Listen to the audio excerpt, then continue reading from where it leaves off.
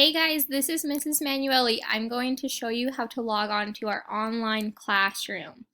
So up in the browser, not this one, but in the URL, I want you to type in schoology.washk12.org and press enter.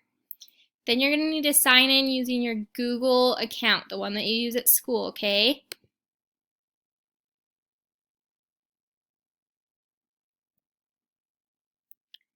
Okay, once you're logged into Schoology, your home page will look like this.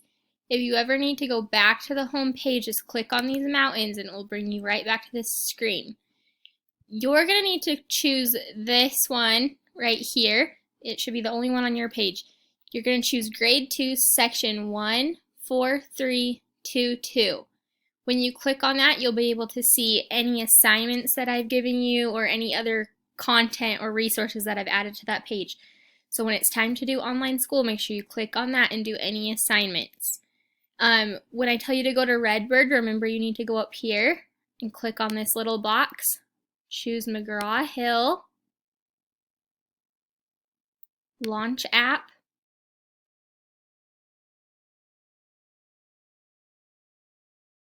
and yours will look a little different than mine because I'm a teacher and you're a student. But you're going to click on Redbird.